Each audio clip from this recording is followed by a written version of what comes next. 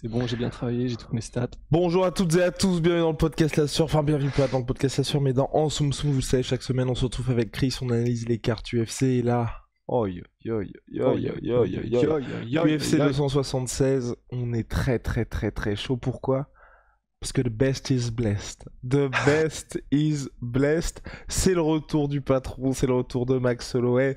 Il y a aussi Israel Adesanya, il y a plein de monde, il y a Sean O'Malley, il y a Sean Strickland d'Alex Pereira qui passe un petit peu sous les radars, mais qui devrait, selon toute vraisemblance, décerner le prochain à avoir le title shot chez les middleweight.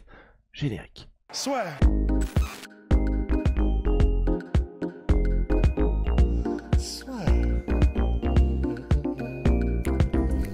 Entre dans l'octogone avec Unibet. Qui sera le vainqueur du combat? En combien de rounds? Fais tes paris sur l'app numéro 1 et profite de 150 € offerts sur ton premier pari. Bon Chris, on va commencer, on va rentrer dans le vif du sujet. Max Holloway, Volkanovski, numéro 3. Moi je suis très chaud, vous le savez, je suis team Max Holloway jusqu'à la muerte. J'adore ce gars, j'ai envie qu'il reprenne son titre. Mais, Volkanovski m'impressionne tellement, s'adapte tellement, que je me dis, quoi qu'il arrive, quoi que Max Holloway va faire, il aura s'il ne le met pas KO. Et d'ailleurs, c'est ce que j'ai aimé aussi. Enfin bref, c'est une question globale, Chris, mais ce que j'ai bien aimé avec Max Holloway par rapport au combat différent, c'est que là, il a dit, je serais très surpris que le combat aille au-delà du 3e round. Et je rejoins Max Holloway, où pour moi, en fait, Volkanovski, ce qui n'est jamais arrivé malheureusement, c'est, je pense que c'est un gars, si tu ne le mets pas KO, tu ne peux pas gagner parce qu'il va avoir le temps de s'adapter à ce que tu proposes. Et donc je pense que Max Holloway peut effectivement faire un truc dans les 1-2 premiers rounds, mais s'il l'a pas terminé, il va forcément perdre à la décision parce qu'entre-temps, Volkanovski aura forcément trouvé les réponses. Bien que le deuxième combat ait quand même été vachement serré, mais c'est clairement ça la directionnalité du deuxième combat. C'est 1-2 Holloway, 3 tout le monde hésite, 4-5 Volkanovski, c'est assez clair. Il y a quand même un juge qui a donné le 5e à Holloway, ce qui provoque la split, mais j'aurais plutôt attendu un des 3 ou 2 des 3 juges qui donnent plutôt le deuxième à Holloway. Est-ce qu'on peut commencer par faire un petit jeu? Parce que j'ai prévu un jeu pour un peu décrire les deux athlètes en même temps. Ça vous va ou pas? Vas-y, ça dépend du jeu. Hein, toujours. Le but, c'est de dire toc au 5e quand je le fais. J'ai simplement faire plusieurs tocs et il faut que vous soyez synchro avec mon 5e. Vous êtes prêts? Ouais. Alors, jeu numéro 1. Toc, toc, toc, toc, toc. Toc, toc. Oula.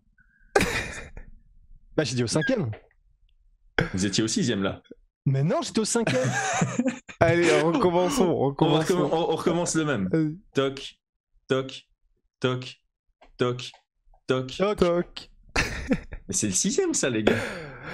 Mais non! On m'entend pas. Si, il a raison. Bah, en gros, non, une fois que Chris a dit le 5e toc, nous on dit toc. Donc ça représente le 5e. Non, vous devez dire en même temps que le 5e. Ah! C'est mon énoncé qui est mauvais. Ah oui, d'accord. Pour moi, c'était après le 5e. En même temps? Non, tu le dis après. Il faut dire en même temps que le 5e. Ouais, en même temps que ou le alors il y a un 5e. décalage sur Zoom, mais ça va pas. Oh, c'est il y a un décalage, je pense. Ah non, moi je pense pas. Je pense que t'es de mauvaise foi, Rust. Recommençons, Chris, pour moi.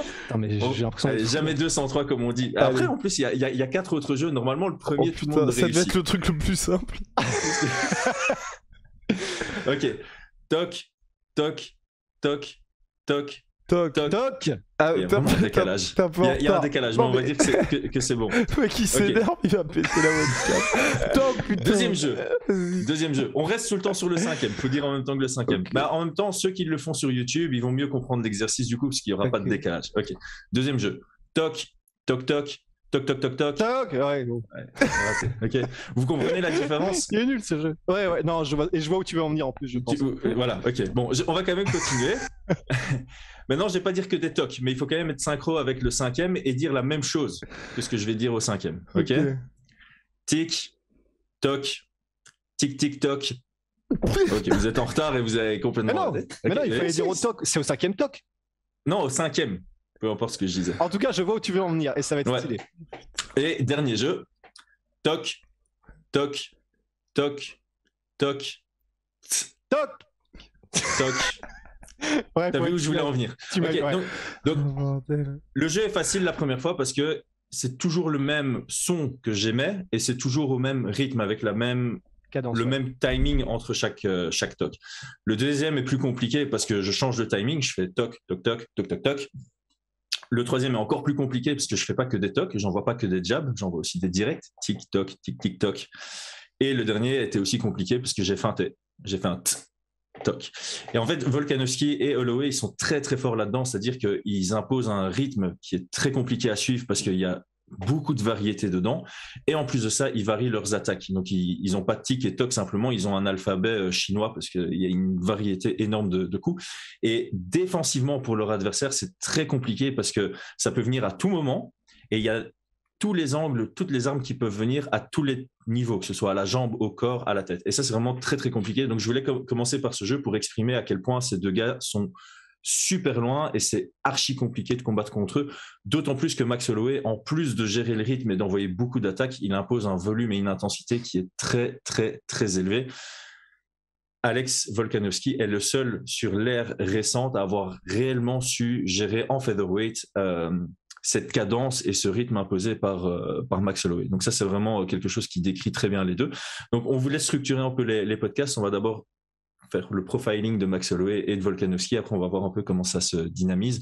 Donc moi, de mon côté, je pense qu'on ne va pas trop s'éterniser là-dessus puisque tout le monde connaît Max Holloway, tout le monde connaît Volkanovski. Il y a des combattants, on skip un peu leurs combats, même s'ils sont main event et tout, on regarde que d'un œil. Max Holloway, Volkanovski, on regarde ultra attentivement. Donc on sait que Max Holloway, c'est quelqu'un qui impose une grosse pression, un volume de jeu extraordinaire. Il est souvent critiqué parce qu'il encaisse beaucoup, mais qu'il n'encaisserait pas beaucoup s'il était tout le temps au contact de son adversaire. Il essaie de travailler un maximum à distance de boxe anglaise, même s'il utilise très très bien ses kicks. Et son objectif, c'est juste d'étouffer, de se faire suffoquer son adversaire sous la pression et le volume. Excellent clinch, excellent takedown defense. C'est pas quelqu'un qui va juste défendre et empêcher l'amener au sol, il va défendre pour empêcher l'amener au sol et essayer de sortir directement pour pouvoir réimposer son jeu à volume et fatiguer son adversaire. De l'autre côté, on a Volkanovski, le gars potentiellement avec Ousmane le plus complet et le plus intelligent. Les deux curseurs côté complet en compétences techniques et côté intellectuel au top du top, une adaptabilité, comme Guillaume l'a dit, qui est, je pense, incomparable à l'UFC. Il n'y a personne qui a cette adaptabilité. Et lui aussi, une pile électrique. Il fait qu'envoyer des informations en permanence à son adversaire. Ça feinte, ça bouge latéralement. Défensivement, il est bien en place. Il vient toucher les mains de son adversaire pour vraiment gérer cette distance. Et il comprend comment annihiler le style de quiconque. Il combat différemment contre Korean Zombie que contre Max Holloway, que contre José Aldo. Donc il vient avec une stratégie qui évolue en plus au fil du combat et il est très difficile il est quasi impossible à battre en fait, tout simplement. Sa carrière en est la preuve. Alors là, c'est carré dans l'axe. Hein. Mais et donc, que peut faire Max Holloway? Que peut-il faire face à cet Alexander Volkanovski? Alors, moi, je pense qu'il y a beaucoup de choses qu'il peut faire. Je pense que Max Holloway a plus d'adaptation à faire par rapport à Volkanovski. Ils ont déjà combattu 2 fois l'un contre l'autre. Ce que j'ai bien aimé, c'est que Max Holloway, même s'il y a beaucoup de gens qui critiquent sa deuxième performance en disant il n'a rien changé, il a changé énormément. Si, il y a des gens qui ont dit ça. Oui, il y a vraiment beaucoup de gens qui ont dit ça.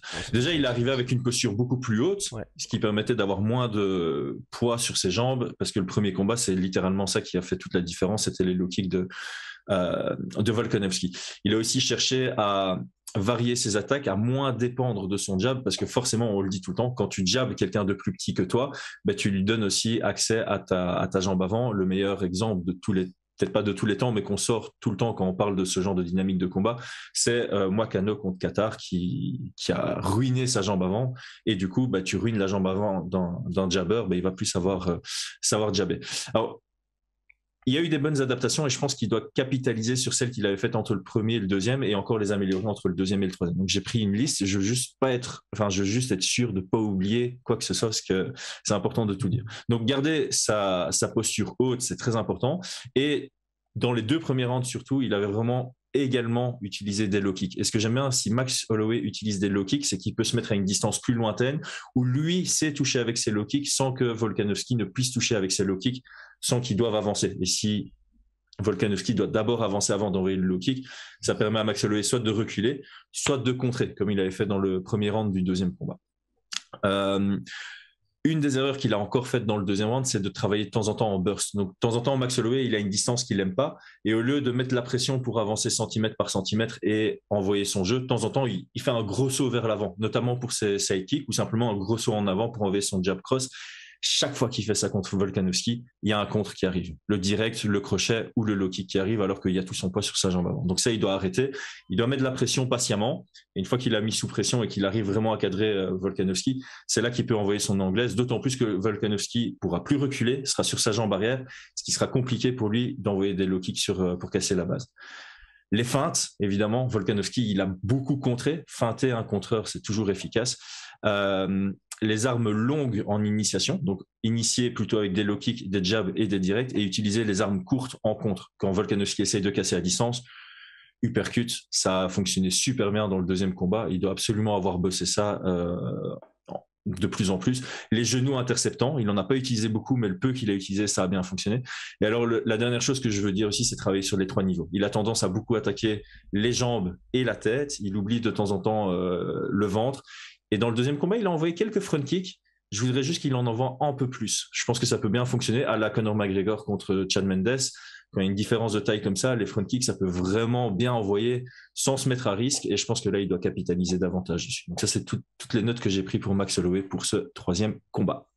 Et côté Volkanovski qui semble progresser de combat en combat, qui même donne des nouvelles versions de Volkanovski combat après combat. Là, que peut-il faire de plus ? Forcément, déjà, il a gagné les 2 premiers. Donc, on a tendance à dire il ne faut pas changer grand-chose puisqu'il a déjà gagné. Il doit peut-être anticiper ce que Max Holloway compte faire. Mais ce que j'aime bien, c'est que Volkanovski est déjà parti sur les bonnes bases. Quand tu combats contre quelqu'un qui envoie beaucoup de volume et qui travaille en pression, normalement, tu te fais toucher plus que ce que tu touches ton adversaire. Donc, tu as 2 options. Soit tu bouges beaucoup pour diminuer le volume de ton adversaire, et surtout diminuer le volume qui touche pour pouvoir être à égalité sur le nombre de frappes ou dépasser sur le nombre de frappes et gagner le combat. Ou bien tu frappes plus fort que ton adversaire. Il te touche 2 fois, mais chaque fois que tu touches beaucoup plus fort parce que le dégât immédiat a plus de valeur que le dégât cumulé aux yeux des juges. Donc ça, il avait déjà très très bien compris pour les 2 premiers combats. Ce qui est très important pour lui, et c'est ce qui lui a posé problème sur les 2 premiers rounds du deuxième fight, c'est quand il était trop sous pression et qu'il n'arrivait pas à avoir de l'espace derrière lui. Donc le premier truc qui est important pour lui, toujours garder de l'espace derrière lui. Et là où il a fait son meilleur taf, c'est quand lui mettait Max Holloway sous pression. Donc je pense que le combat peut se jouer sur, pas quand c'est au centre, mais vraiment qui arrive à pousser l'autre à la cage pour imposer son jeu. Le deuxième point, pour moi, qui doit absolument changer entre les 2 premiers et le 3e, c'est beaucoup plus de clinch. Un truc qui fonctionne très bien contre quelqu'un qui envoie du volume en anglaise, c'est être au clinch. T'es au clinch, il envoie plus de volume, ça peut le fatiguer, etc., etc. Et donc, sur base de la distance, quand Max Holloway fait ses petits bonds vers l'avant, il a 3 options, mais il en utilisait quasi que 2 généralement. Soit il désengageait avec du footwork latéral, soit il restait sur place et c'est là où il contrait. Il a oublié qu'il pouvait aussi chercher le clinch dans ces situations et je pense que varier avec une 3e option, ça peut davantage perturber Max Holloway parce qu'il n'y aura pas toc et tic, il y aura toc, tic et tac dans les options. Donc ça, je pense que c'est le gros changement qu'il peut faire entre le 2e et le 3e qui pourrait lui apporter pas mal d'ouverture supplémentaire la fois où il décide de rester sur place pour contrer les attaques de Max Holloway. Est-ce que tu penses qu'il peut y avoir des échanges au sol? Parce que c'est un truc qu'on n'a quasiment pas vu dans leurs oppositions, parce que l'un et l'autre ont une défense de takedown qui est monstrueuse, et puis c'est même pas nécessairement là où ils veulent aller. Enfin, peut-être que c'est là où voudra peut-être aller plus Volkanovski, parce qu'il pourrait peut-être avoir un avantage, mais c'est même pas certain. Est-ce que tu penses que du coup, il peut y avoir une volonté de l'un ou de l'autre d'aller plus au sol cette fois-ci? Je pense que c'est possible. Je vais expliquer pourquoi. En général, je dis que dans cette dynamique de combat, c'est pas dans l'intérêt de l'un comme de l'autre de chercher la lutte parce que ça risque de fatiguer. Ouais. Mais ils ont tous les deux prouvé que, voilà, maintenant, ils ont tous les deux blindés d'expérience sur des 5 rounds. Et en plus de ça, ils ont l'expérience sur des 5 rounds qui durent 5 rounds avec une haute intensité et ils fatiguent très rarement. Je pense que Volkanovski, on l'a vu fatiguer les 3 dernières minutes contre Ortega. À mon avis, il a dû travailler là-dessus. Et quand tu vois leurs entraînements, tu sais que le cardio sera au rendez-vous. Donc, pour moi, ils peuvent se permettre l'un comme l'autre de, éventuellement, quand l'opportunité se présente, chercher le sol. Ça peut même fonctionner pour Max Holloway parce qu'à mon avis, Volkanovski s'y attend pas du tout. Il ne faut pas oublier que Max Holloway reste capable de le faire mais c'est très circonstanciel. Donc je pense pas que ça fasse partie du game plan A. Mais dans le combat, si la situation se présente, je pense que ça peut être intéressant pour l'un comme pour l'autre d'avoir le top contrôle. Alors ouais, c'est un risque à prendre parce qu'évidemment, tu shootes, le gars te défend bien, tu te mets peut-être dans une position compliquée. Mais Volkanovski a prouvé que quand tu survis au sol de Ortega sur des soumissions qui sont déjà bien ancrées, tu dois pas avoir peur normalement de Max Holloway, même si la guillotine de Max Holloway, c'est quelque chose. Hein. Donc ça pourrait se présenter. Je pense pas que ça fera partie de la stratégie A d'un côté comme de l'autre, mais dans le troisième ou quatrième, à partir du troisième, quatrième round, il y en a peut-être un qui voudra surprendre en partant sur un shoot bien timé et ça pourrait proposer une fin de combat différente avec plus de lutte si l'amener au sol a fonctionné. D'ailleurs, par rapport à ça, est-ce que toi, en tant qu'entraîneur, c'est quelque chose qui, si tu voyais un de tes élèves, un des futurs adversaires de tes élèves, qui a eu l'air d'être mais invincible sur ce genre de domaine, par exemple. Donc, mettons, tu as un des futurs adversaires qu'un de tes élèves va affronter, qui a je sais pas, qui a affronté Marcelo Garcia et il a eu des soumissions qui sont mises et verrouillées à fond contre Marcelo Garcia. Il s'en est sorti. Ton élève n'est pas aussi bon que Marcelo Garcia. Est-ce que toi, du coup, c'est un truc où tu te dis, on peut peut-être quand même le surprendre, ou est-ce que tu te dirais au contraire, bon, soyons pragmatiques, il vaut mieux ne pas y aller parce que le mec, même si on est humain, tout le monde est censé être finissable. Quand tu coupes les artères, normalement, c'est enfin, même les afflux, etc., c'est game over. Mais est-ce que c'est quand même quelque chose que tu prendras en compte en mode n'y allons pas? Je le prendrai en compte, pas en mode n'y allons pas, mais allons-y quand c'est opportun. C'est-à-dire que s'il reste 20 secondes dans un round, et qu'une soumission se présente, pourquoi pas la tenter? Mais effectivement, en début de round, je me dirais, c'est chaud. Si lui n'a pas réussi à le soumettre et qu'il a un meilleur sol que toi, voilà, c'est un peu compliqué. Maintenant, tu froisses pas l'ego d'un combattant non plus. Par contre, c'est déjà arrivé.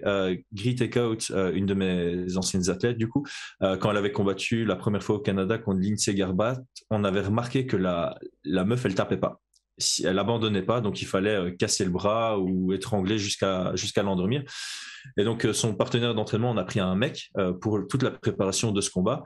Et au sol, on lui disait, le gars, il faisait vraiment en sorte de taper au tout dernier moment, juste avant de s'endormir, pour que intellectuellement elle soit prête à aller jusqu'au bout si nécessaire, et elle a gagné comme ça. Elle a gagné en l'endormant par étranglement arrière. Donc c'est quelque chose que du coup tu considères et que tu bosses dans ta préparation, parce que tu rentres pas dans un combat en disant ok, ça il faut pas faire. Le combattant, il voit une ouverture, il va vouloir la prendre. Donc si tu le mets dans une restreinte, il risque justement d'être dans le combat, à trop être dans la réflexion, genre ah ouais non, on m'a dit de pas envoyer de low kick, j'envoie pas de low kick. Mais il faut, voilà, si tu vois quelqu'un compte très très bien les low kicks, pendant la préparation, si ton athlète a l'habitude d'envoyer des low kicks dans un combat, tu t'assures pendant le training camp qu'il va les envoyer au bon moment, quand l'autre sera incapable de contrer, donc en travaillant d'autres angles, en les envoyant sur des retours, par exemple, en contre plutôt qu'en initiative, ce genre de choses. All right. On va passer au pronostic pour ce combat-là, ou est-ce qu'on avait des petites choses à ajouter? Good. Steve. Non, moi c'est pareil en fait. C'est le moment de faire débiter le dictionnaire. Et du coup, est-ce que Chris, tu penses que là, après 10 rounds, est-ce que la raison pour laquelle l'un et l'autre n'ont peut-être pas, tu vois, là tu parles de toutes ces améliorations, et je ne sais pas du coup si les entraîneurs l'ont vu ou pas, est-ce que tu penses qu'il y a une possibilité qu'au deuxième combat ou même vers la fin, que les entraîneurs ou que Max Holloway ou Volkanovski eux-mêmes n'aient pas fait ces ajustements parce qu'ils voient que c'est difficilement faisable? Par exemple, je sais pas, peut-être que Holloway, pour ce qui est des front kicks ou des coups de genou au corps, il a peut-être vu que il avait un trop bon timing, il allait me choper et que du coup c'est pas possible. Est-ce que tu penses que c'est possible ça, que la raison pour laquelle ils n'ont peut-être pas fait tous ces ajustements, c'est parce qu'en fait, ils sont tellement nullifiés l'un l'autre que juste, c'est pas possible. Et dans ces cas-là, que faire, quoi? C'est totalement possible. Enfin, en fait, moi, je fais une analyse en regardant de l'extérieur. Eux, ils ont vécu 50 minutes ensemble dans une cage. Ils se connaissent beaucoup mieux que quiconque d'autre. Donc, ils savent, effectivement, peut-être que moi, j'ai vu dans le deuxième combat que Max Holloway, il a fait 2 coups de genou interceptants qui ont été super efficaces, mais peut-être que Max Holloway, en les envoyant, il s'est dit si à ce moment-là Volkanovski veut ça, je me retrouvais sur mon dos et tout, et donc peut-être qu'il voudra plus les faire, et dans ce cas-là, tu combats en flow state alors. Dans ce cas-là, tu vas au feeling et tu dis, ok, toutes mes réflexions, c'est des éléments bloquants, je dois rentrer, essayer d'être moi-même. Et au final, c'est vrai qu'ils ont deux styles assez différents. Max Holloway, il aime bien les combats intenses, gros volume, et c'est ça qui est difficile à gérer. Volkanovski, il sait gérer des situations chaotiques, mais il les gère en les transformant en situations contrôlées. Et donc, ça peut être tout simplement ça, la stratégie. Ça peut être Volkanovski, sa stratégie, c'est je fais tout ce que je veux je fais tout mon possible pour garder un style de combat contrôlé. Donc, je me déplace beaucoup, je casse le rythme et je m'en fous de faire un combat chiant. Et Max Holloway, lui, il peut se dire, OK, je fais tout pour transformer le combat en bagarre, quitte à ce qu'au début, j'ai du mal, je prenne de coups, je perde les rounds, mais à un moment, voilà, il faut que ça rentre et il faut qu'on soit dans la dynamique dans laquelle moi je suis habitué.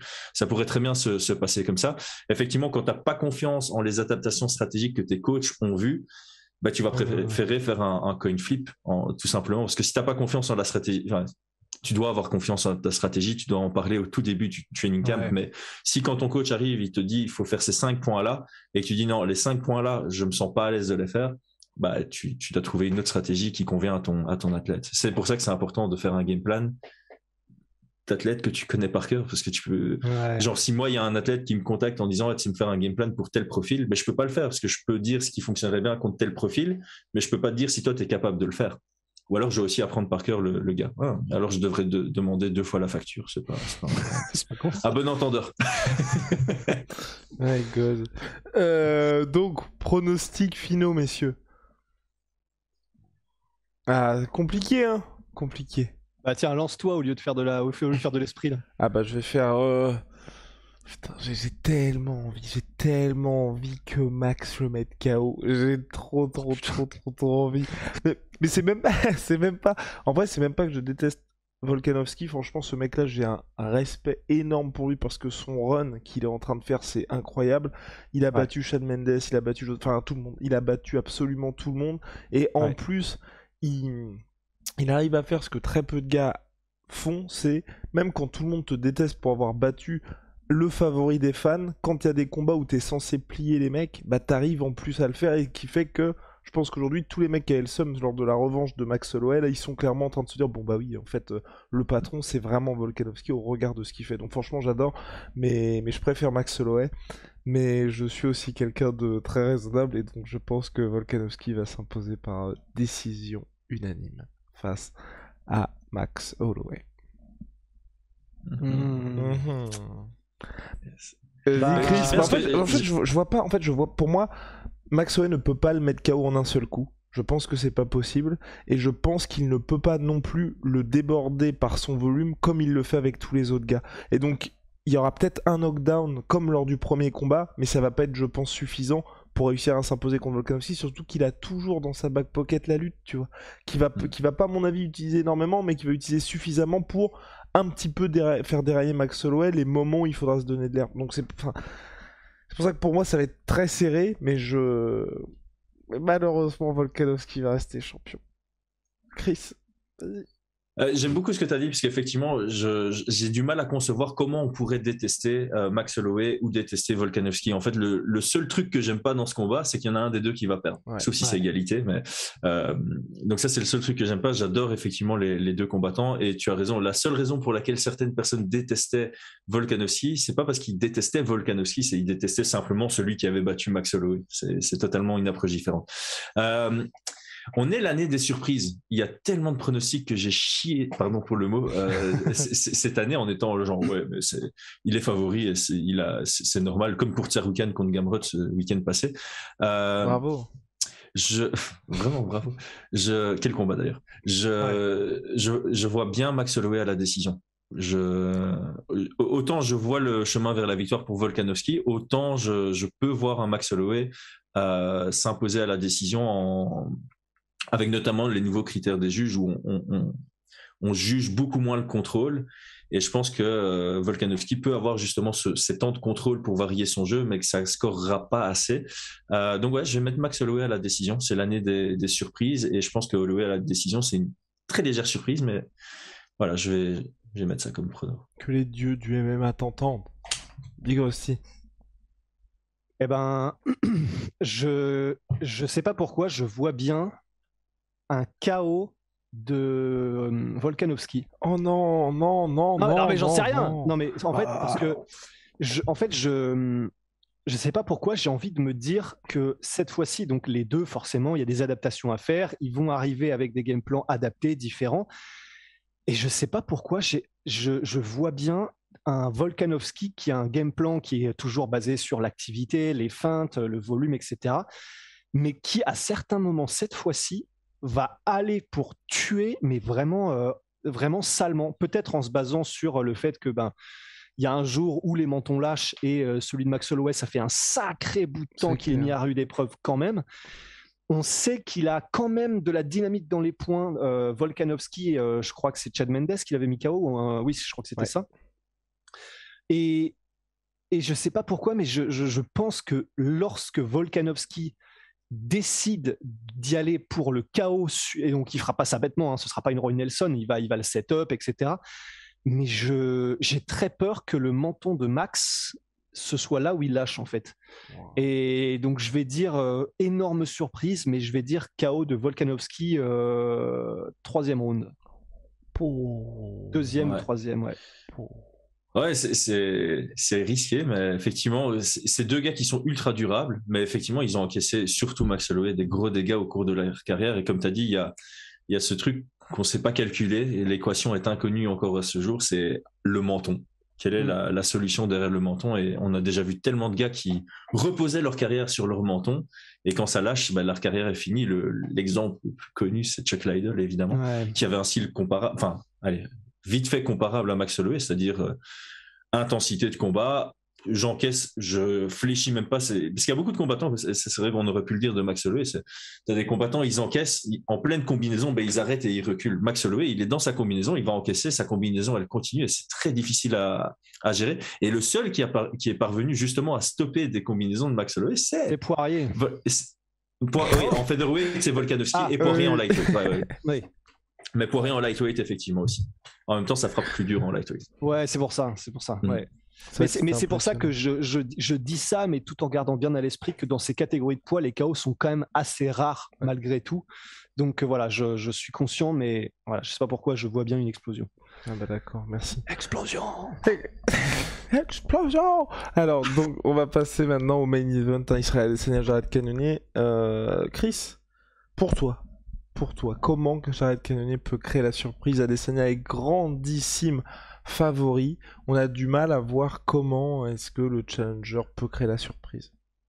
En fait, on a du mal à le voir tout simplement parce que dans son style de base, donc si Jared Cannonier combat comme il combat d'habitude, il y a vraiment très peu de chances qu'il gagne. Il doit sortir de sa zone de confort, il doit sortir de son statut habituel. Pour préparer le podcast ici, j'ai revu son combat contre Anderson Silva parce que je me disais que ça allait être une bonne façon de voir comment il appréhende un très bon striker qui a notamment de bons contres. La différence évidemment entre Adesanya et Silva, c'est que Adesanya, en plus d'avoir d'excellents contres, il initie très très bien, chose que Anderson Silva faisait bien, mais trop rarement. Et Cannonier est arrivé avec un volume de jeu extrêmement bas. Et il a de manière générale un volume de jeu qui est très très bas. Donc on pourrait s'attendre à un combat un peu comme contre Yoel Romero. J'ai l'impression. En tout cas, s'ils restent tous les deux dans leur style, on va avoir un combat où Adesanya va chercher la décision, il va chercher à toucher davantage, principalement avec ses low kicks et that's it. Cannonier aussi, très faible volume de jeu, il travaille en explosion, c'est pour ça qu'il a un faible volume de jeu, parce que s'il augmente son volume de jeu en explosant tout le temps, il se fatigue et il tient jamais 5 rounds, même 3 rounds. Il utilise très très bien son low kick, mais est-ce que tu vas réussir à out low kick un kickboxer de base? Je pense pas. Donc pour moi, la plus grosse chance de Cannonier, c'est de surprendre avec son explosivité dès le début du combat. Israël Adesanya, c'est quelqu'un qui a besoin justement de contrôle, de poser son jeu, d'être à une distance lointaine, de calculer, d'avoir un premier round d'observation, etc., etc. Si tu lui donnes ça, tu sais que tu vas perdre. Donc ça sert à rien. Je sais qu'en allant fort dès le début, tu risques de fatiguer et qu'après le 3e round, tu sois cuit et tu te fasses finaliser. Mais si tu viens dans un combat contrôlé contre Adesanya, tu perds quand même et tu repars sans la ceinture. Donc autant prendre un risque. Et pour moi, Cannonier, il doit venir mettre la pression, jouer de son explosivité, surprendre avec son explosivité avant qu'Adesanya ait le temps de le lire. C'est pour moi son... Après, je peux vraiment me tromper parce qu'il y a tellement de surprises cette année que j'ai peur d'être trop noir et blanc. Je suis conscient qu'il y a d'autres possibilités de le surprendre, mais je pense que là où il se mettrait le plus de chances de son côté, c'est de surprendre dès le début, de ne pas laisser le moindre espace de venir avec son... Et justement, utiliser cette explosivité qu'il a pour le mettre KO ou knockdown et puis finir au sol comme il l'a fait contre Brunson. Il a montré des compétences pour finaliser dès qu'il en a l'opportunité, mais là, il ne faut pas l'attendre. Contre Adesanya, tu n'attends pas une opportunité, tu te la crées. Et pour la créer, tu dois mettre la pression dès le début et lui amener le combat sans qu'il ait le temps de lire à son aise. Mais c'est là où c'est compliqué, c'est que, c'est un petit peu ce qu'on avait aussi comme réflexion quand il y a eu ce combat qui n'a jamais eu lieu entre Anthony Johnson et John Jones. Mais c'est là où c'est complexe, c'est d'un autre côté, comment est-ce que tu fais pour exploser, mais quand même dans ton explosion, en réussissant à surprendre quelqu'un qui est capable de pas juste reculer, mais reculer des accès, qui est capable de reculer en désaxant et en contrant. Et en fait, c'est là où je me dis que, mais je sais que du coup, tu as dit ça parce qu'il fallait trouver un truc, mais je me dis en fait, même dans des explosions, si c'est des explosions juste en comptant sur la rapidité de mouvement et la vitesse de rapprochement par rapport à ton adversaire, même ça ne suffirait pas s'il n'y a pas de setup intelligent en fait. Et c'est ça qui est terrible. Bien sûr, on l'a vu contre Vettori. Vettori, au début, il a voulu un peu exploser en ligne et il est parti au Colruyt, comme on dit en Belgique. Ça a pas été... C'est un magasin, il est parti à l'Intermarché. Voilà. Effectivement, tu dois le faire intelligemment. Tu dois essayer de faire peur par ton explosivité à Adesanya, histoire que Adesanya se mette lui-même sur l'extérieur et se limite les mouvements vers l'arrière. Et puis, tu dois essayer d'en peu anticiper en disant, OK, je ferme une porte sur ma droite pour le forcer à faire ses déplacements latéraux vers ma gauche. Et c'est à ce moment-là que j'explose. Ce qui peut bien fonctionner, évidemment, ce sont les shifts. J'ai rarement vu Cannonier shifter, mais voilà, quand tu as le temps de te préparer pour quelqu'un, tu peux travailler ça s'apprend assez vite. Tu peux travailler certaines combinaisons qui sont adéquates à certaines situations que tu veux créer. Donc, comme tu le dis, il faut être intelligent. Tu peux pas burst au milieu de la cage quand il a tout l'espace derrière lui. Tu peux pas burst tout le temps, parce que sinon il calcule ton rythme. De temps en temps, tu dois envoyer des lazy jabs, comme ça, tu dois changer le rythme, c'est tac, tac, et puis là, tu exploses vraiment au moment où il a peu d'espace pour reculer, et au moment où tu sais que son option pour désengager, c'est que d'un seul côté, ou de rester sur place. Et ça permet déjà de limiter les options pour mettre plus de chances de ton côté de le surprendre. Mais c'est ça, parce que... possible, mais aussi. Ouais, mais parce que c'est vrai qu'en fait, il shift pas. C'est vrai que j'ai pas non plus le souvenir qu'il est shifté, mais il peut combattre des deux stances canonniers. Oui. Mais c'est par contre, tu me dis si je me trompe, mais des souvenirs que j'ai, il est pas très bon pour cadrer non plus en fait, pour mettre la pression et cadrer. Et c'est ça, et c'est ce qui est dommage pour quelqu'un qui a des kicks, parce que ce qu'on dit souvent, c'est que l'avantage de cadrer, c'est que tu peux donc rapprocher ton adversaire de la cage et ça lui coupe donc la retraite arrière qui est une des retraites les plus importantes.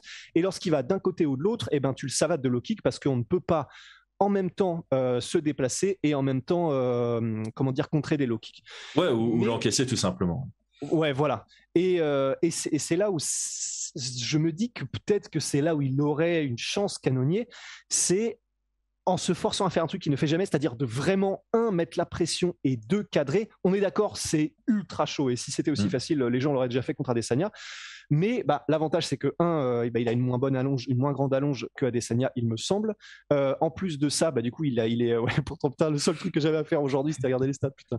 Cannonier aurait tous les avantages parce que comme il a une moins grande allonge, c'est vrai qu'il a tout intérêt à casser la distance le plus possible parce que ça lui ouvre beaucoup plus de possibilités que s'il reste à distance où il va se faire allumer comme un avion par une DCA. Et c'est vrai que c'est là où ce serait intéressant s'il y arrive, mais c'est que s'il est capable de mettre tout ça en place contre Adesanya, c'est vraiment là où il serait dans un monde où il aurait peut-être pas un avantage, mais en tout cas il se donnerait le plus d'avantages possible compte tenu de la situation. Maintenant, du coup, reste à savoir si c'est possible. Parce que déjà, être un très bon cadreur, c'est difficilement quelque chose qui s'apprend rapidement. Et généralement, que ceux qui sont des bons cadreurs, on pense à Rafael dos Anjos, ils en font presque une carrière. Mais néanmoins, ce serait intéressant de le voir essayer ce genre de choses. Je ne sais pas ce que tu en penses, Chris. Oui, tu dois essayer. Quand tu pars underdog comme ça, tu dois trouver les moyens de te donner les chances. Et effectivement, comme tu l'as très très bien dit, si tu restes à la distance d'Adesanya quand tu es plus petit que lui, tu te fais pointer toute la soirée et tu perds à la décision où il trouvera le finish. D'ailleurs, Costa, c'était exactement ça. C'est ça. Costa, il est resté à la distance d'Adesanya. il était méconnaissable, il a trouvé aucun moyen de casser la distance, alors que généralement, justement, c'est un gars qui met la pression. Comme quoi, c'est très difficile de cadrer Adesanya, et je pense que si quelqu'un d'aussi agressif et je m'en foutiste, je dirais presque que ça n'y est pas parvenu, c'est que c'est compliqué. Donc, Cannonier, très gros challenge face à lui, mais il n'a pas le choix que d'essayer, et je pense que c'est la stratégie à adopter. Comme tu l'as très bien dit, il a des très très bons low kicks, très puissants. S'il arrive à toucher avec un low kick, il doit suivre derrière absolument. C'est d'ailleurs quelque chose que Costa fait très bien, c'est initier généralement plutôt avec un middle kick et puis venir avec de l'anglaise derrière. C'est un peu le même principe, sauf que c'est encore mieux face à quelqu'un qui se déplace bien. C'est un gros low kick, sa jambe elle est inutile pendant une fraction de seconde le temps qu'il la repositionne pour se redéplacer, et cette fraction de seconde doit être utilisée pour casser la distance et venir échanger en anglaise. Et puis en plus, si c'est contre la cage, j'ai envie de dire, c'est même en clinch, il a peut-être un moins grand savoir-faire technique que Adesanya, mais on a vu contre Bronson que s'il touche, il peut faire super mal et il peut même mettre KO. Donc en plus de ça, c'est tout un game plan théoriquement qui serait cohérent, parce que non seulement ça lui permet d'avoir des explosions où il a une plus grande probabilité de toucher, puisqu'Adesanya n'a pas les retraites qu'il a normalement, s'il arrive à être mis le dos contre la cage, et en plus de ça, même s'il rate son explosion et qui ne touche pas en première intention, il peut se retrouver en clinch contre la cage, théoriquement en position dominante contre Adesanya, et peut-être envoyer des coudes. Attention, on a vu qu'Adesanya était très bon même contre Vettori pour se sortir même de ces situations-là où c'est contre un gros lutteur, où il est dos contre la cage. Donc voilà, on est tous d'accord pour dire que c'est quasi impossible, mais c'est peut-être là où il a le plus de chance dans l'impossibilité du truc, quoi. Oui, c'est ça. Après, quand tu combats quelqu'un qui est difficile à battre, tu regardes ses anciens combats et tu te demandes pourquoi il a perdu. Contre Jan Blachowicz, on dit beaucoup la lutte, mais il y avait aussi la gestion de rythme. Mais j'ai pas l'impression que Jared Cannonier soit capable de surprendre autant que Blachowicz a réussi à le faire contre Adesanya. Et les autres fois où il a été mis en difficulté, c'est notamment son dernier combat contre Whittaker, mais il n'a pas du tout le style de Whittaker. Et d'ailleurs, les maths en MMA, ça n'existe pas, mais on a vu à quel point Cannonier a eu aussi beaucoup de mal avec les déplacements, la gestion de la distance de Whittaker. Donc je le vois pas capable d'appliquer ça non plus. Donc il doit rester dans ses compétences, mais il doit modifier son style pour mettre ses compétences différemment en valeur dans la cage. Et comme tu le dis, pression, essayer de casser la distance, au pire au clinch, essayer de trouver une ouverture. Mais voilà, on est en train de dire tout ça pour dire quelles sont les infimes chances de victoire de Jared Cannonier, en étant totalement conscient que a priori c'est totalement à la portée de Adesanya de gérer ce combat de A à Z comme il le fait si bien, et qu'on n'aurait pas de surprise. Mais encore une fois, c'est l'année des surprises, donc why not? Du coup, la surprise d'ailleurs, t'allais dire quoi, Guillaume? Parce qu'on n'a pas parlé de facteur X, mais t'allais dire quoi d'ailleurs en faisant ce geste vers l'arrière et les deux mains comme dans Frères des ours là? Je voulais pas. Oda. Ouais. Pardon, vas-y. My God, putain. Je voulais parler du facteur X justement. Ouais, c'est ça. Bon, en tout cas, du coup, le Factor X, justement, c'est pour faire quoi tout ça? Ça peut être. On a fait un podcast du coup là-dessus en touchant un petit peu à ça, mais je serais curieux de savoir ce que tu en penses, Chris. C'est effectivement, tu l'as dit, c'est l'année des surprises. Et est-ce que tu penses, Chris, qu'il peut y avoir cette espèce de fatigue du champion pour Adesanya qui fait que il voit déjà John Jones, il voit déjà plus loin parce que ça le saoule un petit peu au fond d'affronter quelqu'un qui a déjà été battu, il n'y a pas la même excitation. Est-ce que tu penses qu'Adesanya peut tomber dans le même piège que Nunes Peña, que Silva Sonnen quand c'était chaud, que John Jones Thiago Santos? C'est jamais impossible. C'est vrai qu'on est dans une situation où ça pourrait se produire, dans le sens où j'ai l'impression, mon feeling à moi, que l'UFC a fait ce combat pour nous faire patienter sur le résultat de Pereira Strickland, dans l'espoir que Pereira gagne, parce que là ce serait le challenge. Et si Adesanya voit ça de la même manière, genre ok, bon, on veut me faire affronter Pereira et on me donne un combat d'attente, voilà. Mais j'ai l'impression que Adesanya a pas ce mindset. Avant d'être à l'UFC, moi j'avais écrit un article sur lui, je sais plus, en 2011 ou un truc comme ça. Le gars faisait des tournois de boxe anglaise et le lendemain des tournois de kickboxing, il faisait 8 combats sur le même week-end et il remportait tout.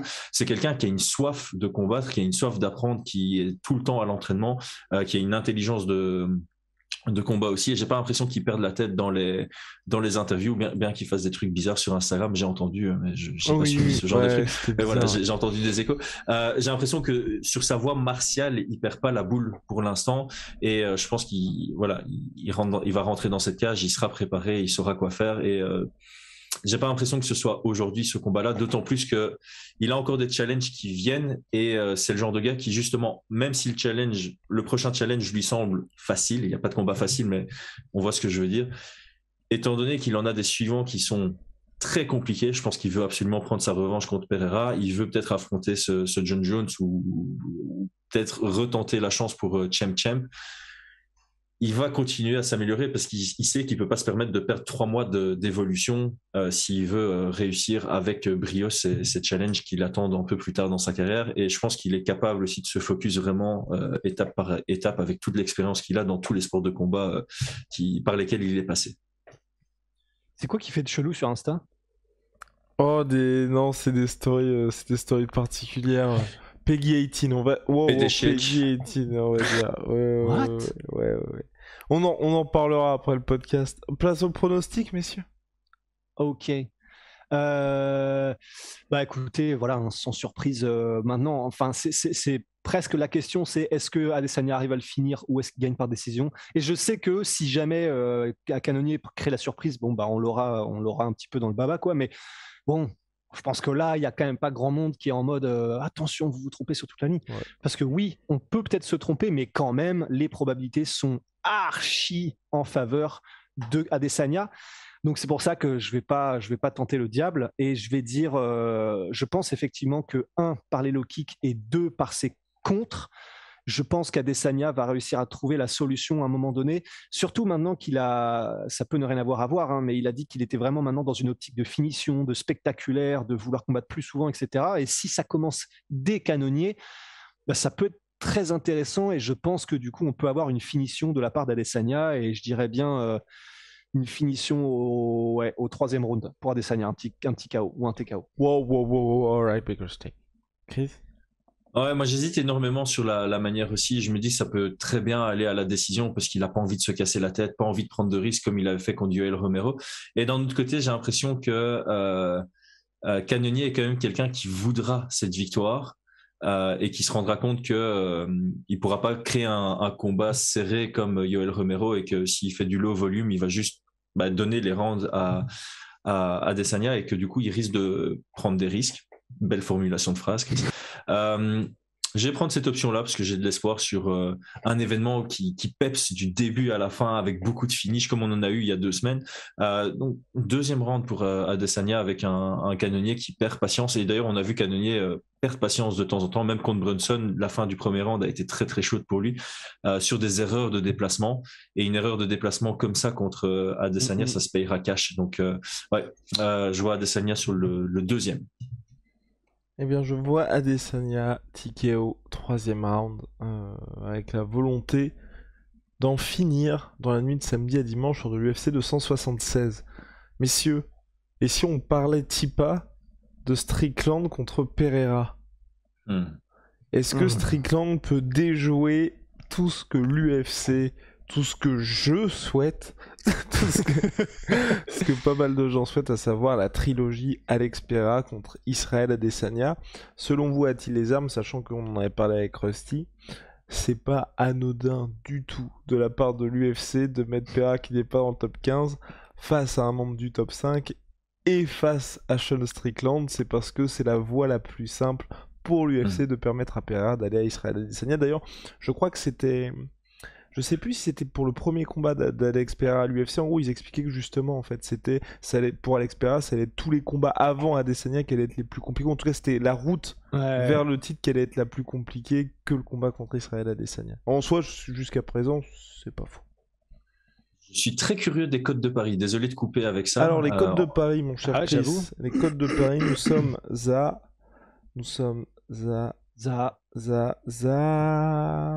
on est à... Wow! C'est très serré. 2-0 pour... Pardon? Tu pourras après nous donner aussi par curiosité les codes du coup pour les 2 autres combats? Ouais, bien sûr, messieurs. Alors pour Sean Strickland, on est à 2 sur Unibet, 1,80 pour Pereira. Pour Israël Adesanya logique. canonnier 1,22, Israël Adesanya 4,50 canonnier. Ça ne surprend pas. Et pour Volkanovski Holloway, 1,53 Volkanovski, 2,62 Holloway. Et ce qui me surprend vraiment, franchement, et là moi je suis vraiment sur le cul, c'est qu'il y a 95% des gens qui jouent sur Unibet qui misent sur Volkanovski. Mais alors, à mon avis, les cotes de Paris de base étaient beaucoup plus serrées, et c'est pour ça qu'il y a eu autant d'argent qui est rentré sur Volkanovski, et ça fait que ça se sépare. Et donc, à mon avis, les gros parieurs sont au courant de ça. Et ils attendaient que Holloway tire vers le underdog au maximum pour remettre de l'argent, et ça risque de se resserrer à l'approche du combat, à mon avis. Et donc, ceux qui pensent vraiment à la victoire de Holloway et qui parient, faites-le prudemment, avec responsabilité. Exactement. Et si vous avez plus de 18 ans. Si vous pensez Holloway, c'est peut-être le moment. Ne traînez pas trop, parce qu'à mon avis, les codes vont se rapprocher. Du coup, pour revenir à nos little moutons. Pereira, Strickland, les cotes me semblent logiques. Et je vais expliquer pourquoi. Strickland, c'est quelqu'un qui s'exprime à distance d'anglaise, qui fait qu'avancer, qui met la pression.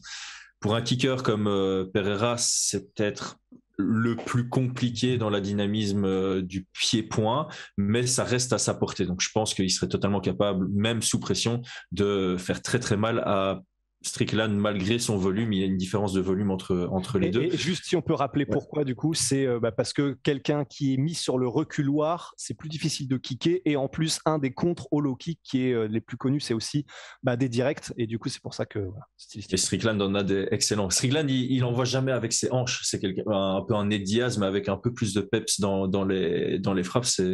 Ça part de l'épaule, il tend juste son bras et il est à cette distance-là. Donc, on n'a pas l'habitude de voir les coups venir de si près avec une dynamique, avec une mécanique du corps qui est avec si peu de mouvement. C'est juste un bras qui se tend et du coup, on se fait surprendre à l'encaisser. Pourquoi c'est si serré, je pense, parce que là, je regardais avant le podcast. Strickland a mis 4 takedowns sur Uriah Hall. Il en a mis 1 sur Brendan Allen. Il en a mis 3 sur Court McGee. Il en a mis 3 sur Arrojo. Il en a mis 1 sur Luke Barnett. Il en a mis 1 sur Robert McDaniel. On le voit comme un boxeur, mais il n'hésite pas à utiliser sa lutte quand c'est opportun. Et ici, je pense qu'il ne va pas se mentir à lui-même. Il aura besoin de sa lutte. Et Alex Pereira, on ne l'a pas encore vu réellement contre de bons lutteurs. Et même à ses débuts à l'UFC, Michael Gillis a réussi à l'amener au sol et le contrôler plutôt facilement. Donc les cotes de Paris sont à mon avis si serrées, tout simplement parce qu'on part du principe que si ça reste debout, c'est un 80-20 pour Pereira, même si Strickland a des petites chances debout, Pereira devrait être largement au-dessus, mais il y a quand même un 80% de chances que Strickland vienne pour amener au sol et il parvienne et gagne là. Et donc pour moi, celui qui va gagner de manière super facile. Mais les cotes de Paris sont serrées. Je ne sais pas si on voit ce que je veux dire. On a autant de chances que Strickland gagne facilement que Pereira gagne facilement. Donc, la tournure du combat, on va se dire, mais pourquoi les cotes étaient si serrées? Parce que ça paraissait facile pour le gagnant. Mais à l'avance, on ne sait pas dire si ça va rester debout ou si ça va aller au sol, tout simplement. Merci. C'est vrai que ça va être très intéressant de voir si Pereira est impacté dans la manière dont Strickland va amener le combat, s'il est impacté par l'appréhension des mises au sol ou pas, parce que c'est vrai que si c'est un strict match de kickboxing avec des gants de MMA, il peut y avoir surprise, mais comme on l'a vu avec Gokhan Saki, comme on l'a vu avec d'autres kickboxers qui vont en MMA, mais quand même, je pense qu'il devrait avoir largement l'avantage parce qu'en plus de ça, il a les attributs physiques qui vont bien. Il est plus grand, plus puissant, plus long, etc. Pereira. Mais voilà, c'est vrai que ça va être intéressant de voir si son entraînement, parce qu'on a vu quand même une progression entre son premier et son deuxième combat à l'UFC, il a été beaucoup moins facile à garder au sol lors de son deuxième combat. On sentait qu'il avait de meilleurs automatismes. Maintenant, est-ce que c'est suffisant pour combler cet énorme gap, cet énorme trou qu'il y a en passant de son adversaire précédent à Sean Strickland? C'est vrai que c'est pas sûr. Et surtout, est-ce que Strickland va réussir à faire déjouer et donner à chaque fois la demi-seconde de retard parce qu'il y a de l'appréhension par rapport à la mise au sol, parce qu'il y a de l'appréhension par rapport au changement de niveau?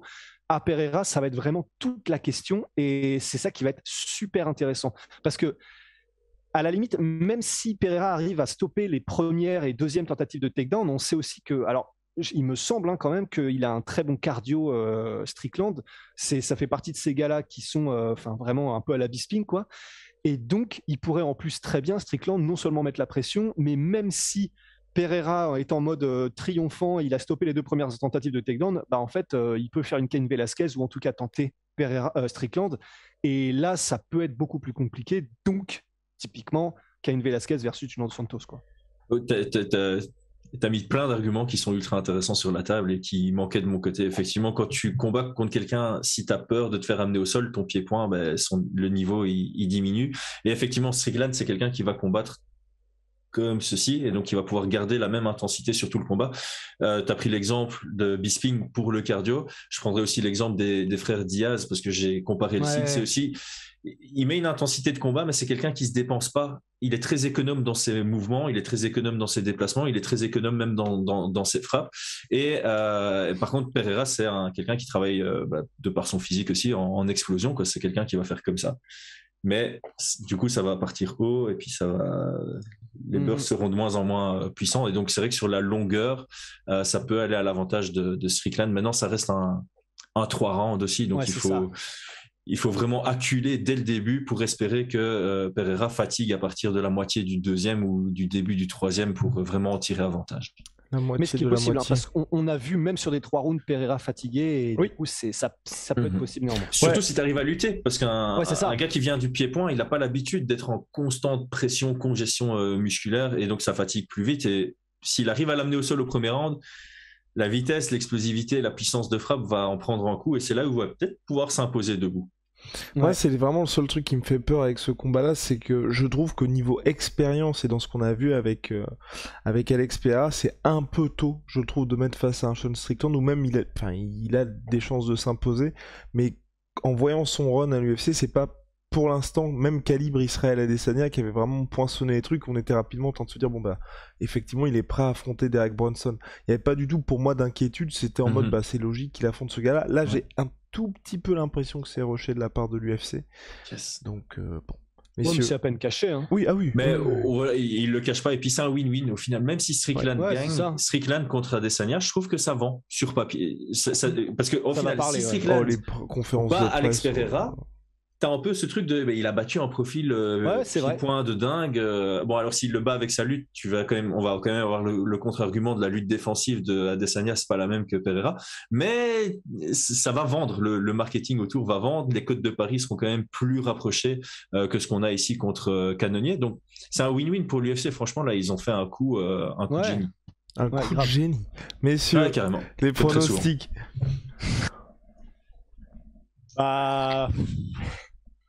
Moi, Strickland à la décision, je m'en fous. Okay. Ah ouais? Ouais, je le dis, Strickland à la décision. Je dis, j'assume. Moi, j'ai dit les termes. Il a parlé français, Chris. Non, mais moi, je vois Pereira. Je pense que Pereira va mettre KO Sean Strickland. Je pense qu'il va mettre KO au 2e round. C'est fort possible. Voilà. Mais ce serait une très très grosse performance parce que Sean Strickland, il est sur un run chez les middleweight. Oui, c'est ça que j'étais en train de regarder. C'est monstrueux. Je crois qu'il a jamais perdu. J'ai peur de dire des bêtises. Il a pas perdu en middleweight. Il a pas perdu en middleweight. Il est monté contre Allen, c'est ça? Donc Allen, Jotko, Uriah Hall, Hermansson. Ouais. Uriah Hall, quand même, faut savoir le gérer. Hein. Ouais, et il complètement nullifié. Tué. Il l'a tué. Ouais, et je pense qu'il va vraiment poinçonner son ticket vers le title shot. Après, voilà, il y a 2 de ces 3 dernières défaites, c'est Ponzinibbio Bio et Dos Santos, Eliseu Zaleski Dos Santos. Donc du mal contre des très très bons strikers. Ouais, qui sont explosifs et qui font salement mal à chaque coup. Tiens.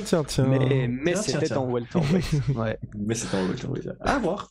Ouais, donc les 2 arguments se valent, je pense. Ben oui. Rusty, tu t'es pas mouillé? Je vais dire, je vais essayer de faire, c'est Pygmalion, une prophétie autoréalisatrice en disant Pereira, parce que j'ai quand même très envie de le voir contre Adesanya. Donc je vais dire Pereira par KO premier round. C'est possible parce que c'est Strickland qui met la pression directement. Ouais, c'est ça. Et puis je vois vraiment bien, Pereira choquer avec Powhatan avec ses mains de pierre. Je vois bien Pereira choquer Strickland et l'arrêter de manière très violente. Ce serait fou. T'imagines? C'est un scénario que je vois très bien arriver. C'est vrai. Maintenant, non, je reste sur mon Strickland de la décision, mais j'y crois beaucoup moins que quand je l'ai dit maintenant. Parce que je vois bien la guerre se produire dès le début et après 30 secondes, Strickland complètement choqué et puis mais c'est ça peut aller très vite, effectivement. C'est exactement ça. En fait, on n'a pas de mal, je pense, parce qu'on l'a vu pendant sa carrière contre des boxeurs pro. J'ai pas de mal à voir des échanges en anglaise où Strickland ne s'attendait pas à recevoir des impacts comme ça, en fait. Et genre, il y a une avancée de Strickland, il va se prendre, je sais pas, un 1-2 ou un truc comme ça, ou à un moment donné, un crochet gauche de Powhatan. Et là, tu vas sentir que le langage corporel n'est pas le même. Mais après, on dit ça, mais d'un autre côté, ça ne s'est pas produit non plus exactement comme ça dans les 2 premiers combats à l'UFC de Pereira. Donc, à voir. À voir. Réponse dans la nuit de samedi à dimanche. Dernier combat, parce que là, bon, on va être à 1 heure de Soum Soum, donc bon, on va faire ça très brièvement. Pedro Munoz contre Sean O'Malley. Plus gros test en carrière de Sean O'Malley. Il était temps, j'ai envie de dire, après de l'avoir soigneusement protégé, ce cher Sean O'Malley, là, ça y est. Il a un nom de la catégorie bantamweight, messieurs. Est-ce que c'est vraiment le test tant attendu ou c'est un petit peu en trompe-l'œil, ce combat contre Pedro Munoz, Chris? J'allais dire trompe-l'œil. Ouais. Pour 2 raisons particulières. Le premier trompe-l'œil que l'UFC veut apporter avant le combat, c'est les low kicks de Pedro Munoz. J'ai pas les stats devant moi, mais clairement, Pedro Munoz, je pense sur 2021, c'est celui qui a touché avec le plus de low kicks. Il en a envoyé une blinde sur 3 combats différents. Et du coup, on s'était dit, mais contre Dominick Cruz, ça va être intéressant, parce que Dominick Cruz, un combattant qui se déplace blindé, les low kicks, un peu comme Cerudo qui avait posé beaucoup de problèmes avec ses low kicks à Dominick Cruz, on s'attendait à ce que Pedro Munoz en fasse de même. Mais on a remarqué qu'en fait, Pedro Munoz, ses low kicks étaient extrêmement efficaces, surtout face à des gars très statiques. Face à Dominick Cruz, il n'arrivait pas à les envoyer au bon moment. Et Sean O'Malley se déplace aussi énormément latéralement, très bien in and out. Et j'ai du mal à voir Pedro Munoz réussir à imposer ses low kicks face à Sean O'Malley. Et donc l'UFC se dit, c'est un peu ça l'argument, genre Sean O'Malley, son problème, c'est les low kicks, comme on l'a vu contre Vera notamment. Et Pedro Munoz en a d'excellents, donc c'est un combat compliqué pour lui. La deuxième raison, c'est Pedro Munoz a beaucoup de mal contre les gars plus grands que lui. Et là, il y a une sacrée différence de taille. Donc j'ai du mal à voir Pedro Munoz réussir à casser la distance suffisamment pour marquer ses points sans se faire sniper avant. Et Pedro Munoz, c'est un très très bon grappleur, mais il utilise quasi jamais sa lutte, quasi jamais sa lutte. Et alors, le facteur X, sur les 5 derniers combats, il a 1-4, le gars. Alors, il prend que des gros noms, on va pas se mentir, il prend que des gros noms. Et des chocs très serrés aussi. Oui, mais le moral est plus spécialement au rendez-vous. On se rend compte aussi qu'il a du mal à juste gagner, parce que la réalité, c'est ça, c'est des gros combats, c'est des gros noms, mais il les gagne pas, donc il a du mal à trouver ce chemin vers la victoire. Et donc c'est pour ça, je pense que ça reste un trompe-l'œil, c'est un challenge. Il y a des façons de gagner pour Pedro Munoz, mais selon moi, c'est pas si serré que ça sur papier. Je sais pas quelles sont les codes de Paris, si elles sont plutôt alignées avec ce que je dis, ou si je pars dans un. Nous sommes à 3,25 pour Pedro Munoz, 1,35 pour Sean O'Malley. 11% des parieurs qui jouent sur Munoz. Voilà, comme quoi les oddsmakers sont d'accord avec moi. C'est un trompe-l'œil selon eux et je suis d'accord avec. Après, on l'aura répété assez souvent, c'est l'année des surprises. Hostie. Je suis étonné des codes de Paris, c'est vrai, parce que même si c'est un trompe-l'œil, c'est vrai que ne serait-ce que, vous l'avez évoqué, mais quand on va nommer les 4 adversaires contre lesquels a perdu Munoz dans ses 5 derniers combats, on a Aljamain Sterling, champion actuel, Frankie Edgar, ancien champion, qui est toujours au top. Et qui était un combat très très serré, un des combats de l'année 2021. Extrêmement serré, Fight of the Night. Jimmy Rivera, où il a gagné, mais qui était un contender. José Aldo, Dominick Cruz. Donc le mec ne prend littéralement que des tueurs. Et même ses autres défaites, c'était contre des gros noms. Il y a John Dodson, Jimmy Rivera et Asun Sao. Donc je suis étonné quand même des codes de Paris parce que, mine de rien, faire des splits ou des décisions contre ces noms-là, ça veut quand même dire que le mec a largement sa place. Et contre Sean O'Malley, qui est mine de rien encore un petit peu on est dans l'inconnu par rapport à son niveau face à des top. Je suis très étonné, mais intéressant. Ouais. Pronostic. Je vais dire Je vais dire quand même Sean O'Malley et je vais dire par Non. décision. Don't you dare. Voilà. Ouais. Vas-y, Chris. Ce serait le premier à finaliser Pedro Munoz Ouais, c'est pour ça, ouais. l'UFC, je pense. Là, je suis en train de regarder son palmarès. Je me suis rendu compte que le tout premier combat que j'ai vu en live de l'UFC, c'est Pedro Munoz, en fait. Sa guillotine contre Gerald Sanders. Wow. Une petite histoire avec lui. Quoique, c'était peut-être Albert Tumenov qui combattait juste avant et qui a mis un gros KO. C'était l'un ou l'autre, mais c'était les deux premiers combats que j'ai vus en live dans ma vie. Bref. Ouais, Sean O'Malley. Don't you dare. Tu m'as tenté. TKO au deuxième. Wow. Il trouve le finish. Wow. Putain. Wow. J'ai osé. Ouais, il a osé. Non, moi je vois Sean O'Malley aussi, mais par décision. Hein. Par la décision. Voilà, ça vient. Pour Sean O'Malley. Bon, la réponse dans la nuit de samedi à dimanche, hein, en tout cas. Ouais.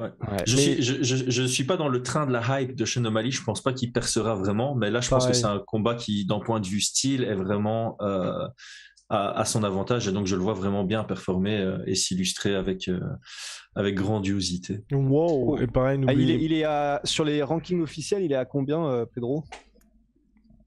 6. Je vais voir ça tout de suite. Ça m'étonnerait, sur 2 défaites def, vraiment. C'est ah ouais, non, il est 9. Non, il est 9. Ah ouais. Bon. Entre les top 10. Ouais.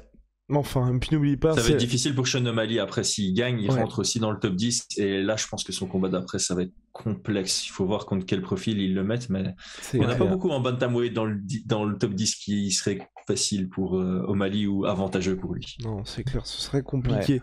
Bref, messieurs, on a terminé avec cet épisode dans Soum Soum complet sur l'UFC 276 dans la nuit de samedi à dimanche. Messieurs, ça nous a fait plaisir. Rusty va bientôt partir à la sieste.